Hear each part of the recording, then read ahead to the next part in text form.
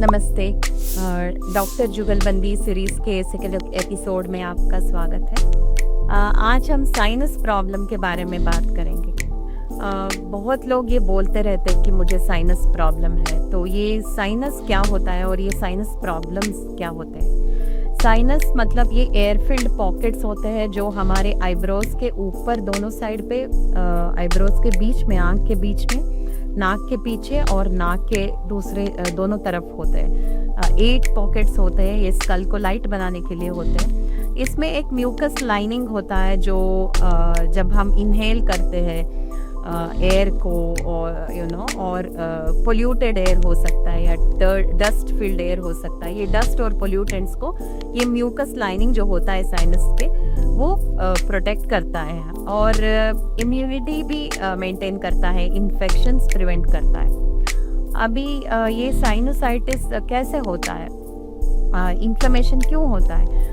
Inflammation होता है जैसे किसी को एलर्जीज के प्रॉब्लम हो सकते हैं, उनमें ये साइनोसाइटिस प्रॉब्लम की केस चांसेस ज़्यादा होते हैं। और किसी को अभी कॉमन कोल्ड हुआ, जैसे कोई वायरल इन्फेक्शन हुआ, उससे भी साइनोसाइटिस हो सकता है। समटाइम्स ये बैक्टीरियल भी होता है, जब साइनोसाइटिस मतलब ये पेन के उसके अलावा फीवर भी हो सकता है। अभी साइनोसाइटिस के सिम्टम्स क्या क्या है? बहुत सर भारी होना, सर में दर्द होना, और ये मैंने जब बताया कि साइनसेस कहाँ होते हैं, यहाँ पे पेन होना और बहुत सर भारी होना, ये सब साइनोसाइटिस के कोई सिम्टम्स होते हैं।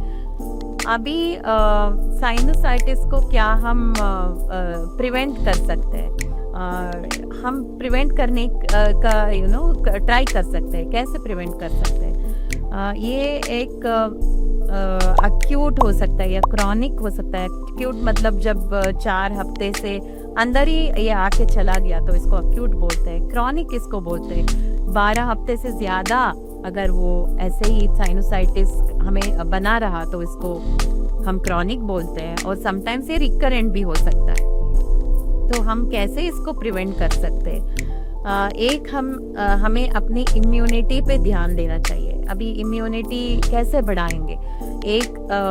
We should sleep really well. नींद 7 to 8 hours of sleep, that is very very important. Exercise, general exercise, it could be walking, going to gym और dancing, whatever you feel good, do that exercise so that exercise will improve your immunity.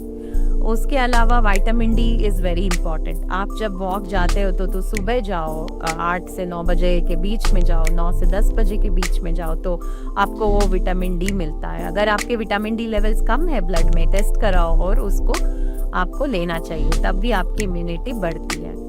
और आपको respiratory exercises पे भी ध्यान देना चाहिए, जैसे प्राणायाम हुआ, योगा, इससे भी आपकी रेस्पिरेटरी इम्यूनिटी बढ़ती है और नेसल पैसेजेस फ्री हो जाते हैं। और जब आपको स्टीम लेना है, स्टीम लेने से भी स्टीम लेने से भी साइनोसाइटिस बहुत इम्प्रूव होता है, क्योंकि ये ब्लॉकेजेस जो है वो ओपन हो जाते हैं। और रूम ह्यूमिडिफायर यूज़ करने से भी हेल्प होता है। जब एयर ड्राई हो, जैसे विंटर में, तो ह्यूमिडिटी कम होती है, तो म्यूकस लाइनिंग इन्फ्लेम हो सकता है। तब आपको साइनोसाइटिस की प्रॉब्लम रिकरेंट से हो तो आप ये ह्यूमिडिफायर भी यूज़ कर सकते हैं। इसके अलावा ये सब करने के बाद भी आपको लगता है कि आपका साइनस प्रॉब्लम नहीं इम्प्रूव हो रहा है और क्या कर सकते हैं, तो अब हम आयुर्वेदा के पर्सपेक्टिव से जानेंगे। इससे पहले अगर आपको साइनोसाइटिस के साथ फीवर हो तो इसको ये बैक्टीरियल हो सकता है, तो आपको चेक करके एंटीबायोटिक लेना होगा, एक्यूट केसेस में होता है। अभी हम डॉक्टर रम्या से रिक्वेस्ट करेंगे कि आयुर्वेदा में क्या है, साइनोसाइटिस के लिए कोई थेरेपी है? आयुर्वेदा पर्सपेक्टिव से ये क्या है, हमें थोड़ा बताइए। नमस्ते। आयुर्वेद में हम साइनोसाइटिस को पीनसा करके बोलते हैं। वो सिर्फ कंजेशन ही नहीं, वो डीपर इम्बैलेंस भी हुआ रहता है हमारे सिस्टम में। जैसे कि ये कॉमन कंडीशन है, हम बहुत सारे लोगों में देख सकते हैं, जैसे कि इन्फ्लेमेशन हुआ रहता है साइनसिस में, जिसकी वजह से कंजेशन होता है, पेन होता है और डिस्कम्फर्ट होता है। हमारे आयुर्वेद में जैसे कि हम होलिस्टिक अप्रोच करते हैं, जैसे कि बेसिकली हम रूट कॉज क्या है, हर कोई को अलग अलग वजह से साइनस हुआ रहता है। तो क्या है रूट कॉज? प्राइमरीली हमारे आयुर्वेद में साइनस में वात और कफ का इम्बैलेंस रहता है, जिसकी वजह से एक्सेस म्यूकस अक्यूमुलेट होता है, ब्लॉकेज हो जाता है नेसल पैसेजेस में। जैसे कि रूट कॉज क्या है, जैसे कि पूर डाइजेशन की वजह से, क्या मंदाग्नि की वजह से जो हम बोलते हैं अधिक आम उत्पत्ति होता है, टॉक्सिन्स उत्पत्ति होता है उसके वजह से, और कोल्ड, हम ज़्यादा कोल्ड एक्सपोजर करते हैं या हेवी ऑयली फूड्स कंज्यूम करते हैं हमारे डाइट में, जिसकी वजह से कफ का अक्यूमुलेशन हो जाता है। और एक और कारण है जो हम नेचुरल अर्जेस को जब हम सप्रेस करते हैं, जैसे कि स्नीजिंग हो गया, जिसकी वजह से क्या होता है, वात का इम्बैलेंस हो जाता है हमारे शरीर में। सो आयुर्वेद में तरह तरह के लाइक रेमेडीज़ हम देख सकते हैं, जैसे कि साइनोसाइटिस को विच हम नेचुरली ट्रीट कर सकते हैं, पर उसमें अलॉन्ग विद शोधन थेरेपी बहुत महत्व हम देते हैं, जैसे कि जो रूट से प्रॉब्लम को निकाले। सो पंचकर्मा उसमें आता है। पंचकर्मा में जैसे कि नैसल थेरेपी, जो नस्य हम बोलते हैं, ये बहुत ही फ़ायदेमंद नेचुरल आयुर्वेदिक रेमेडी होता है साइनोसाइटिस के लिए। जैसे कि हम एप्लीकेशन ऑयल यूज़ करते हैं उसमें, जैसे अणु तैल हो गया, षडबिंदु तैल हो गया, जो नेसल पैसेजेस में हम ड्रॉप बाय ड्रॉप इन्फ्यूजन करके procedure with the doctor guidance ये थेरेपी हम कर सकते हैं, जो कंजेशन को क्लियर करने में हेल्प होता है, इन्फ्लेमेशन को भी क्लियर करता है और साइनस को सूद करने में हेल्प होता है। तो नस्य के तो बहुत सारे बेनिफिट्स हैं, जैसे कि मैंने बताया, कफ का अक्यूमुलेशन को कम करता है। जो जब कफ का अक्यूमुलेशन कम होता है वो इनडायरेक्टली थिक म्यूकस को लिक्विफाई करने में भी हेल्प करता है, एंड थ्रू नेसल पैसेज वो जो थेरेपी करने के बाद बाहर भी आ जाता है।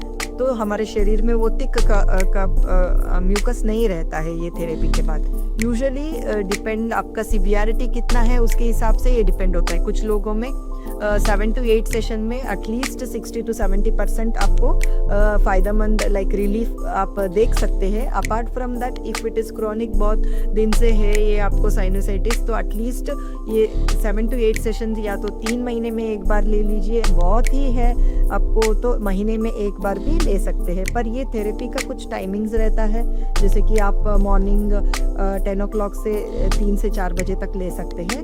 बहुत कोल्ड वेदर में ये थेरेपी आप नहीं ले सकते हैं, क्योंकि कफ का और भी ये हो जाता है, एक्यूमुलेशन हो जाता है, तो निकालने में ये दिक्कत होती है। अपार्ट फ्रॉम दैट, ये टॉक्सिन्स को रिमूव करने की वजह से ये बहुत ही आपको, जैसे कि हेडेक हो गया या नेक रिलेटेड कुछ प्रॉब्लम साइनस की वजह से हो गया, सोर थ्रोट हो गया, ये सारी जो साइड प्रॉब्लम्स होता है साइनोसाइटिस की वजह से, वो भी कम करने में हेल्प करता है। थोड़ा हद तक इन्फेक्शन को भी कम करने में हेल्प करता है। और ये जो इम्बैलेंस दोषा रहता है ना, वो बैलेंस लाने में बहुत हेल्प करता है, जैसे कि वात और कफ जो साइनोसाइटिस की वजह से हुआ रहता है। अपार्ट फ्रॉम दैट, ये नस्य थेरेपी के अलावा हमारे आयुर्वेद में शमन औषधीज भी है जो ले सकते हैं, और होम रेमेडीज़ भी बहुत सारे हैं, जैसे कि स्टीम इन्हेलेशन हो गया हर्ब्स के साथ, जैसे अजवाइन हो गया, यूकलिप्टस या पेपरमेंट के साथ आप स्टीम इन्हेलेशन ले सकते हैं। तुलसी का स्टीम इन्हेलेशन ले सकते हैं, जो म्यूकस को कम करने में हेल्प होता है और एयर फ्लो को इम्प्रूव करने में हेल्प होता है। इसके अलावा हमारे हर्बल फॉर्मुलेशंस में, जैसे कि त्रिकटु है, जो ब्लैक पेपर, लॉन्ग पेपर और जिंजर का कॉम्बिनेशन है, इसलिए हम उसको त्रिकटु बोलते हैं, जो डाइजेशन को स्टिमुलेट करता है और टॉक्सिन्स को बाहर निकालने में भी हेल्प करता है। इसके अलावा आप हल्दी, टर्मरिक, जो घर घर में रहता है, हनी, इसके साथ आप यूज़ कर सकते हो कॉम्बिनेशन, आपके डॉक्टर के सजेशन के हिसाब से, जो एंटी इन्फ्लेमेटरी रहता है और हीलिंग करने में भी हेल्प होता है, स्वेलिंग को भी कम करता है और सोर थ्रोट को भी कम करने में हेल्प करता है। Apart from that, dietary adjustments तो है, जैसे कि कोल्ड, डैम्प, हेवी फूड्स ना यूज़ करें, जैसे कि you can focus more on warm, light and easily digestible meals that will help to support your digestion. Drink warm liquids, जैसे कि जिंजर टी हो गया, जो डाइजेशन को स्टिमुलेट करता है और बॉडी के चैनल्स को क्लियर करने में हेल्प करता है। सो आयुर्वेद में साइनसाइटिस को रिकरेंट आने से प्रिवेंट करने के लिए definitely lifestyle, proper lifestyle is recommended, where आप जैसे कि योगा, प्राणायाम, ये सारे एक्सरसाइजेस आप इंक्लूड करोगे आपके डेली रेजिम में। Proper 30 to 40 minutes of brisk walking हो गया जो ब्लड सर्कुलेशन को इम्प्रूव करता है एंड फर्दर कंजेशन को प्रिवेंट करता है।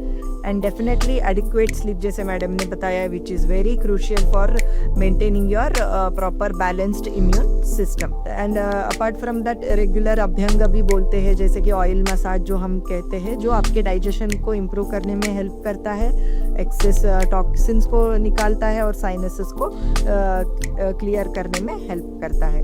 जब जैसे कि हम आयुर्वेद में साइनोसाइटिस को अगर आप रूट कॉज से ट्रीट करोगे, आयुर्वेदिक रेमेडीज़ को एम्ब्रेस करोगे, तो आपको लॉन्ग लास्टिंग रिलीफ एंड त्रिदोष जो बैलेंस रहने में बहुत फ़ायदेमंद होता है। Thank you doctor Ramya.